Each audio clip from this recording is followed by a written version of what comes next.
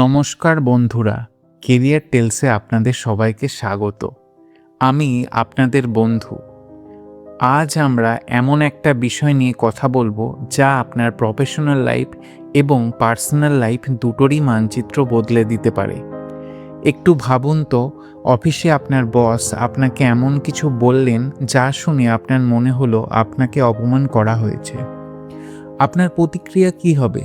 হয়তো আপনি মনে মনে রেগে যান বা পাল্টা কিছু বলে ফেলেন যা পরে আপনার কেরিয়ারের ক্ষতি করে। আমাদের সবার জীবনেই এমন মুহূর্ত আসে যখন আমরা বুঝতে পারি না যে মানুষের সাথে কিভাবে কথা বললে কাজও হবে আবার সম্পর্কও নষ্ট হবে না। আমরা অনেক সময় অনিচ্ছা সত্ত্বেও এমন কথা বলে ফেলি যা আমাদের কেরিয়ারের গ্রোথ থামিয়ে দেয়।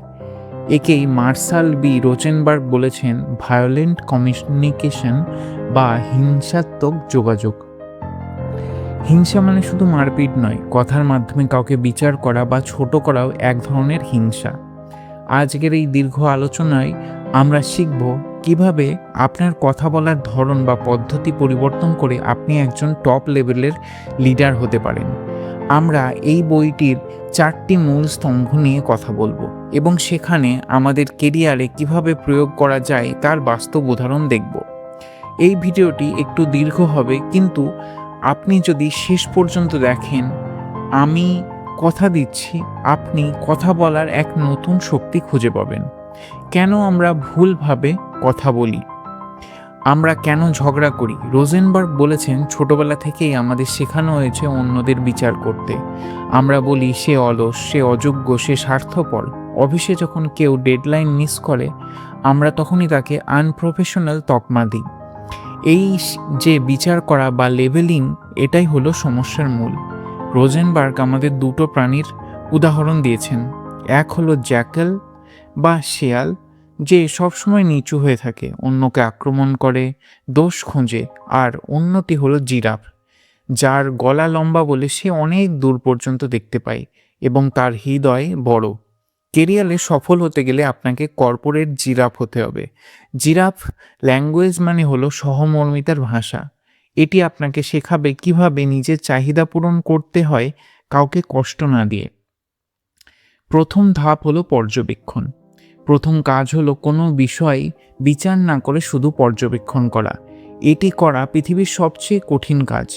আমরা যখন কিছু দেখি আমাদের মস্তিষ্ক সাথে সাথে সেটাকে বিচার করতে শুরু করে। আপনার একজন সহকর্মী মিটিংয়ে 10 মিনিট লেট করে এসেছে। আপনি খুব দায়িত্বজ্ঞানহীন, রোজ দেরি করেন কেন? এখানে আপনি তাকে আক্রমণ করলেন। এবার এখানে সঠিক পদ্ধতি হবে, আমি লক্ষ্য করছি আজ আপনি মিটিং শুরু হওয়ার 10 মিনিট পর এসেছেন। পার্থক্যটা বুঝুন। যখন আপনি তথ্য দিয়ে কথা বলেন তখন সামনের মানুষটা নিজেকে ডিফেন্ড করার সুযোগ পায় না, কারণ 10 মিনিট দেরি করাটা একটা সত্য ঘটনা। আপনি যখন তাকে দায়িত্ব জ্ঞানহীন বলেন তখন সে আপনার কথার প্রতিবাদ করবে, কিন্তু যখন আপনি সময়ের সঙ্গে কথা বলবেন তখন সে চুপ থেকে আপনার কথা শুনতে বাধ্য। কথা বলার সময় সব সময়, কখনো না, রোজ, এই শব্দগুলো এড়িয়ে চলুন। এগুলো মানুষকে রাগিয়ে দেয়। দ্বিতীয় ধাপ হলো অনুভূতি। আমরা ভাবি প্রফেশনাল লাইফে আবেগ বা অনুভূতি দেখানো দুর্বলতা, কিন্তু রোজেনবার্গ বলেছেন আপনার অনুভূতি প্রকাশ করাটা আসলে সাহসের কাজ। তবে খেয়াল রাখতে হবে আপনার অনুভূতি প্রকাশ করছেন নাকি অন্যের ওপর দায় চাপাচ্ছেন। আমার মনে হচ্ছে আপনি আমাকে ইগনোর করছেন, এটি অনুভূতি নয়, এটি অপরপক্ষের ওপর একটি দায় চাপানো।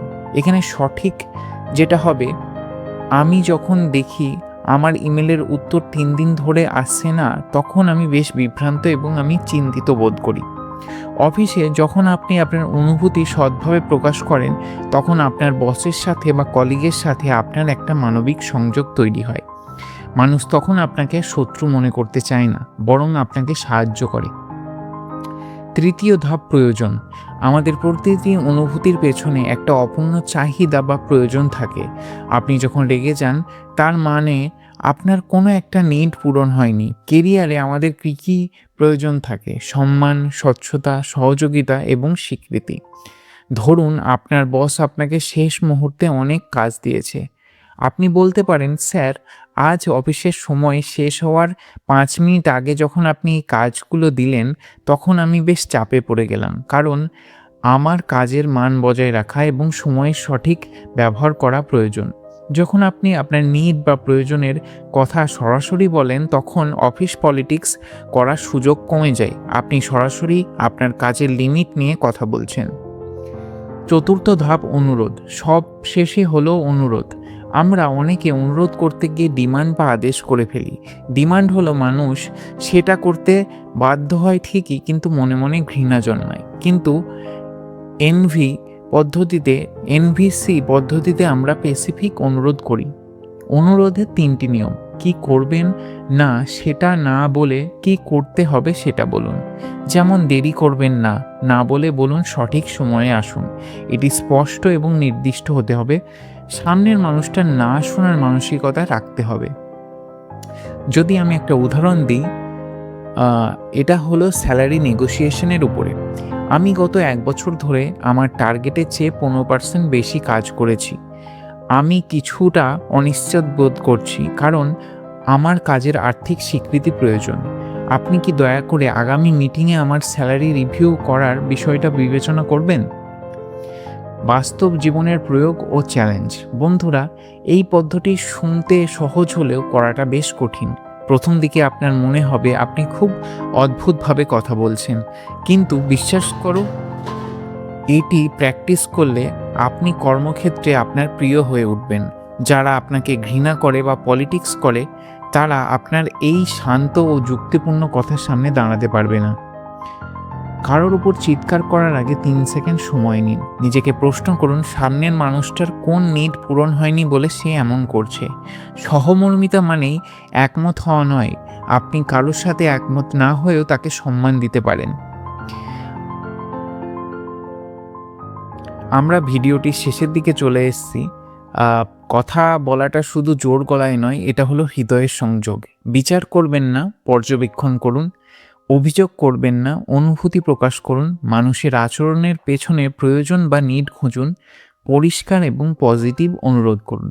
কেরিয়ার টেলসের উদ্দেশ্য হলো আপনাদের কেরিয়ারের জন্য প্রয়োজনীয় এই সফট স্কিলগুলো সহজ ভাষায় পৌঁছে দেওয়া। আজকের এই আলোচনা যদি আপনার একটু উপকারে আসে, তবে আমার পরিশ্রম সার্থক। ভিডিওটি কেমন লাগলো কমেন্টে আপনার মতামত জানান।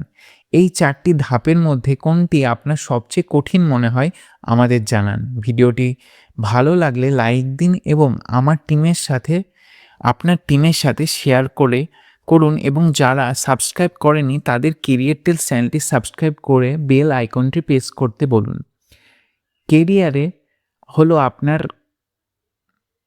কেরিয়ার আপনার গল্পটা আপনারই হোক।